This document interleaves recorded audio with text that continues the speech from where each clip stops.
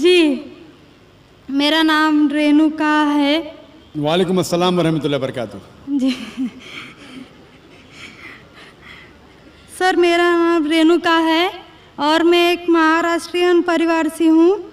Sir, मेरा सवाल ये है, मैंने सबके सामने इस्लाम कबूल नहीं किया है और मैंने पिछले 2 साल पहले से ही नमाज़ पढ़ना और रोज़े रखना चालू किया, खुद ही अपने मन से ही। तो मैं ये चाहती हूँ कि आप सबके सामने मुझे इस्लाम कबूल करवाएं, ये मेरी आपसे गुजारिश है।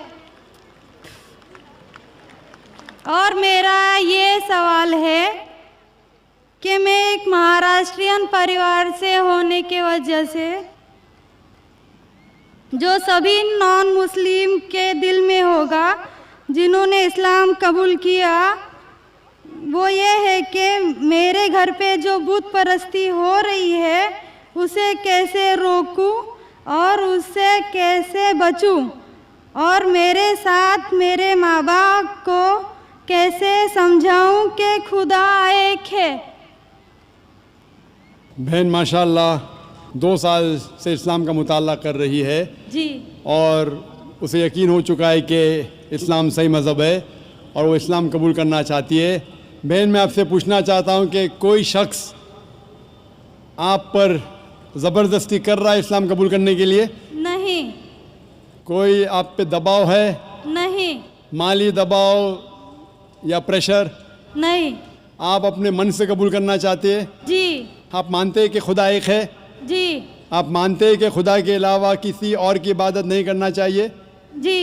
आप मानते हैं कि मोहम्मद सल्लल्लाहु अलैहि वसल्लम इस खुदा के आखिरी पैगंबर है? जी। बेशक। और आप चाहते हैं कि सारे लोग के सामने आप कबूल करें? इंशाअल्लाह मैं अरबी में कहूँगा और आप उसको दोहराइए। जी। अशहदु अशहदु अल्लाह अल्लाह इलाहा इलाहा इल्लल्लाह इल्लल्लाह व अशहदु व अशहदु अन्ना अन्ना मोहम्मदन मोहम्मदन अब्दुहु अब्दुहु व रसूलुहु। व रसूलुहु।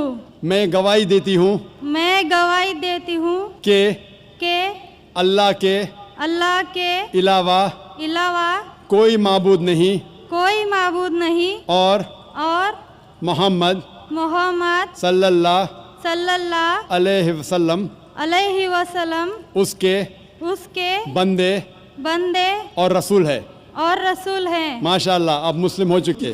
जी, शुक्रिया। अल्लाह आपको जज़ाए खैर दे।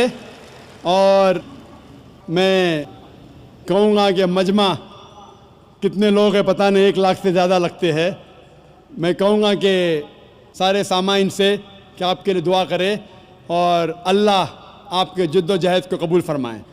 आपका सवाल था कि आप किस तरीके से आपके घर वालों को, आपके वालिदैन, आपके वालिद वालदा को किस तरीके से इस्लाम की दावत दे और किस तरीके से ये साबित करे कि खुदा एक है। सबसे पहले जिस तरीके से मैं तकरीर किया हूँ, क्योंकि आप एक महाराष्ट्रियन ख़ानदान से ताल्लुक़ रखते हैं, ज़ाहिर है कि आप हिंदू ख़ानदान से ताल्लुक़ रखते हैं। आप अगर मेरी कैसेट सुनेंगे, similarities between Islam and Hinduism, इस्लाम और हिंदू धर्म में यकसानियत, मैं कहूँगा वॉलंटियर से कि मेरी तरफ से आपको एक तोहफ़ा दे। आप उस DVD को देखिए और वो DVD का मुताला करने के बाद आपके वालिदैन, आपके घर वालों से ये कहो कि आप जो यकसा है हिंदुइज़म और इस्लाम में, उसके ऊपर कम से कम अमल करो और इंशाअल्लाह अल्लाह सुब्हानहू व तआला आपके घर वालों को हिदायत देगा। मेरी यह आपसे इल्तिजा है कि आप जब इस्लाम कबूल करती है, उसके बाद आपके घर वालों को एहसास दिलाओ कि आप और बेहतर इंसान बन चुकी है। अगर आप जो कुछ आपके वालिदैन कहते हैं, आप उनकी सारी बातों पे अमल करो, सिर्फ वो बात जो अल्लाह और अल्लाह के रसूल के ख़िलाफ़ है, जो कुरान और सही हदीस के ख़िलाफ़ है। इसके अलावा जो भी बातें, जो भी हुक्म आपके वालिदैन आपसे करते हैं आप उसका पालन करो।